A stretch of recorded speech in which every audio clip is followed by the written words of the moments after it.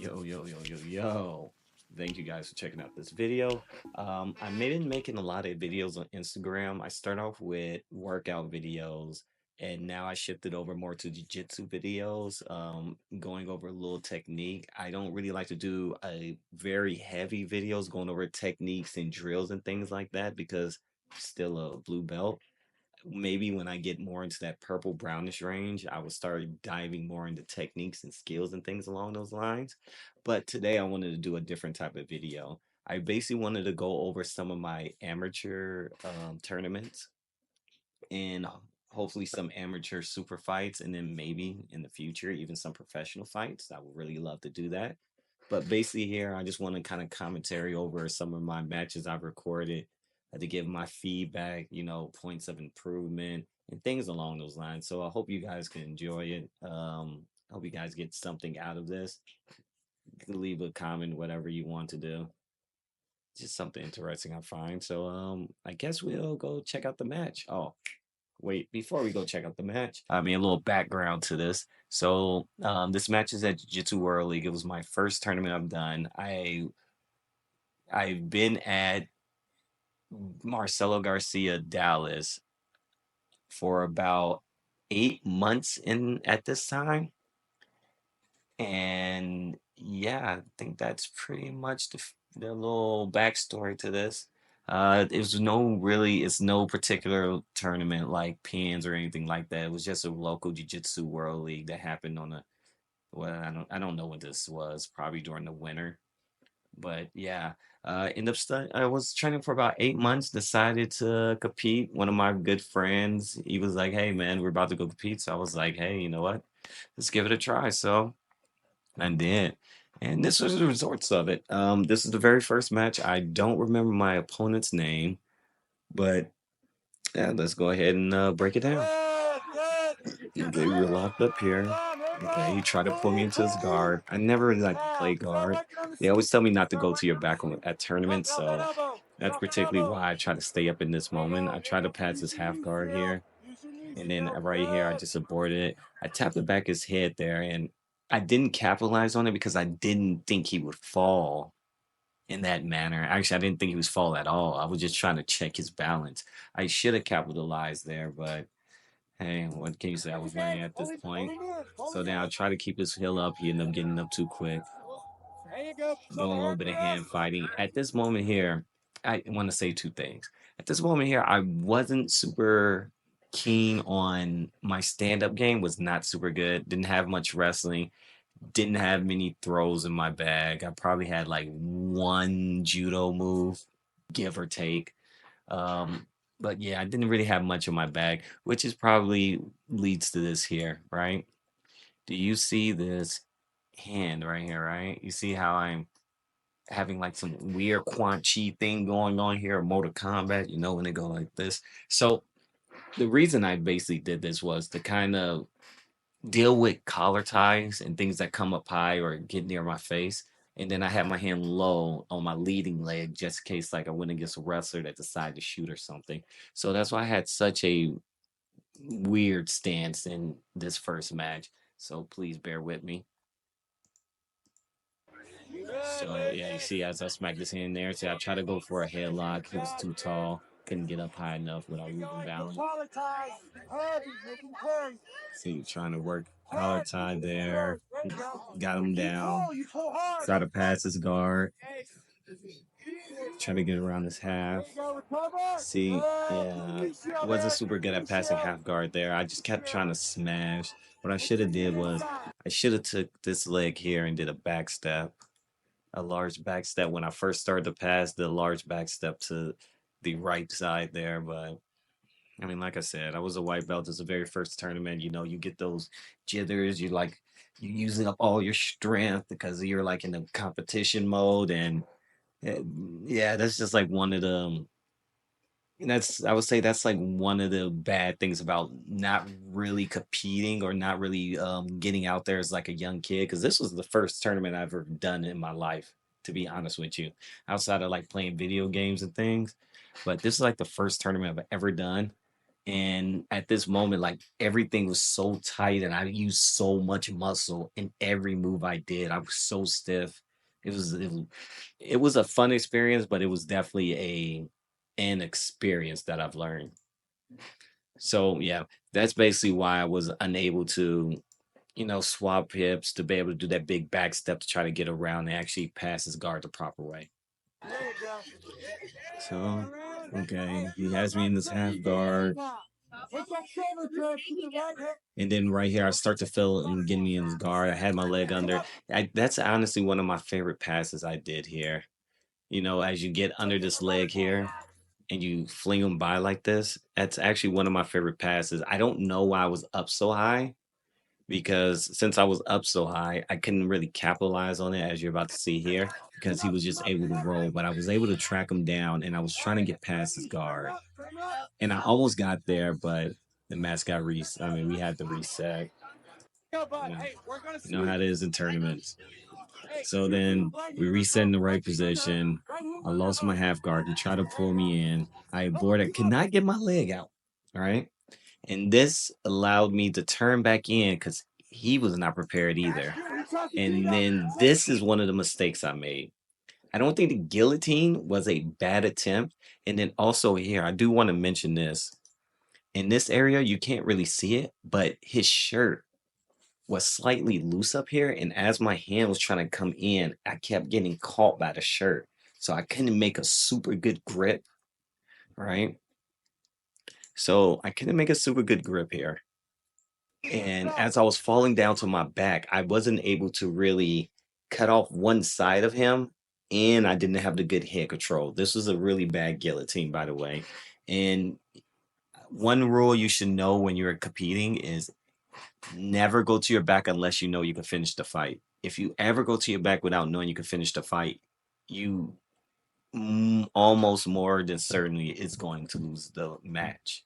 Never go to your back unless you know you're going to finish the fight, unless you know you can finish the fight. See, because here in this instance, right, this could have ended super bad for me because here he passed, and look at that. I don't even know how to consider that a pass. My foot's still in, my knee is still guarding that side, and she gave him 2 points. I don't understand how that was a pass, but hey, I guess right. So right here, I try to retain my guard here. Got him in my closed guard. Right here, we just kind of cooking. Also, the person is talking in the background is the coach.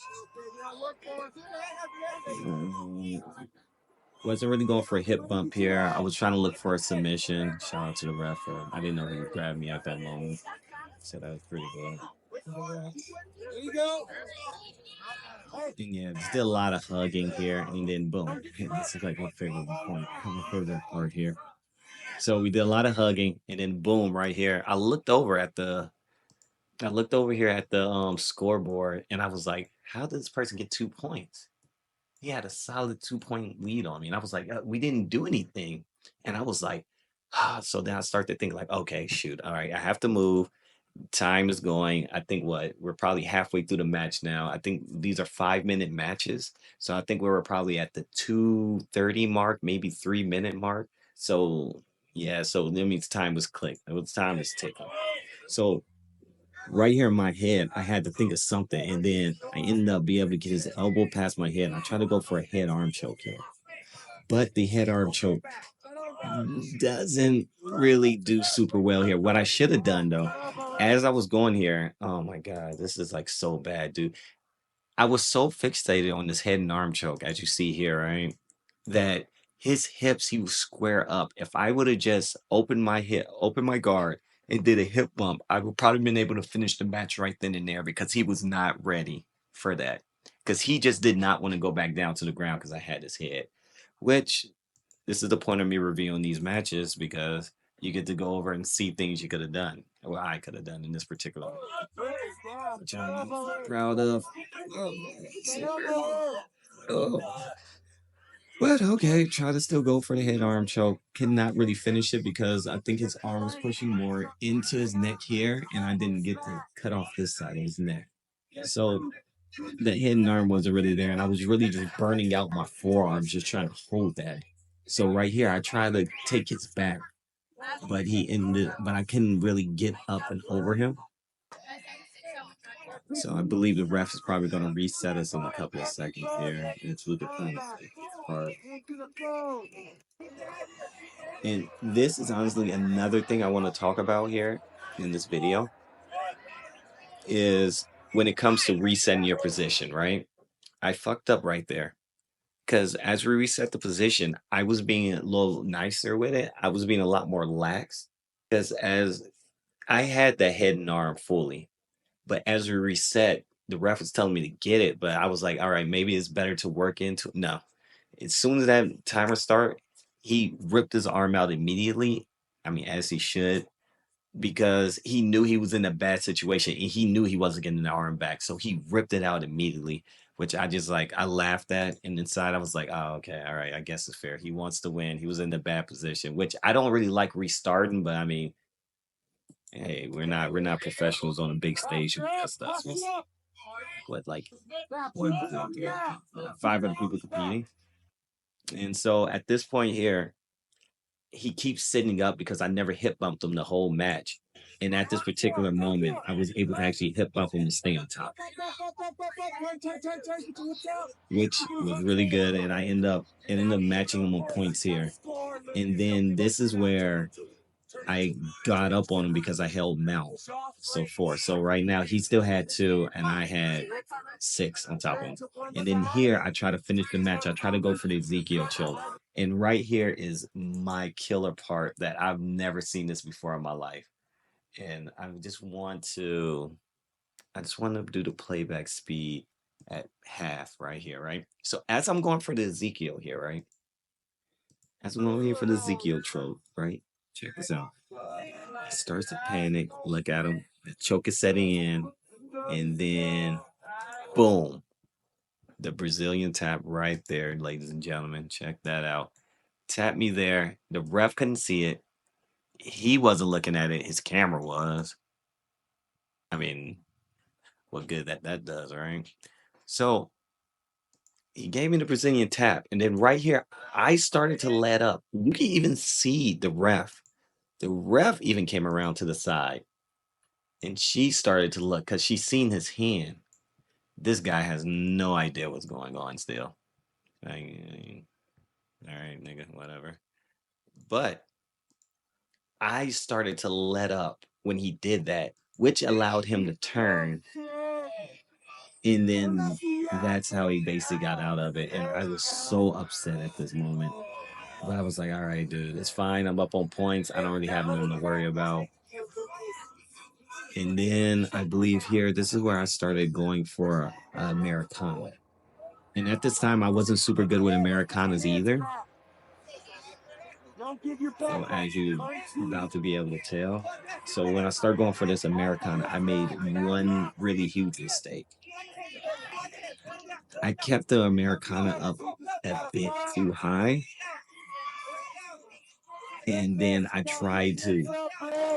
kept the Americana up too high and I tried to just rotate his shoulder, which led to him being able to turn into me as he's doing here, and which made me lose the Americana. And then I started trying to go for some other type of choke, maybe shoulder lock. But then I looked at the time and I realized like, oh, it was like 10 seconds, or it was like a very short time. So I was like, you know what? Let me just hold this position. I mean, I got nothing to really worry about. I'm up point. He can't really do anything. And then time was called. I mean, that was the end of the match there. So that was my full breakdown of what had going on in my first match ever at Jiu Jitsu World League. And I think some of the things I could really want to discuss at the end of that match was not going for random guillotines that you don't have the proper setup for. Um, let's see what else. Knowing when your opponents are straight up, don't be afraid to open guard, play a little more with the possibility of hip bumping them, because if you do not, then I mean you're gonna waste a lot of energy. Americanas, you need to bring the arm closer to their closer to their ribs before you start trying to crank it up, because that stops them to be able to rotate out if it's all the way up here like that. And never stop until the ref stops you, no matter if they're tapping or not. Only stop when the ref sees it, because you will lose position or lose your submission because you think that they're tapping, but the ref doesn't stop the match. And it could change the whole vibe or shift the whole tide. So I think that's pretty much it for my first breakdown, my first match at Jiu-Jitsu World League. I hope you guys liked the video. Comment, leave any critiques or anything you guys want to, and I say hopefully I see y'all again and check out the next video. Thank you. Peace.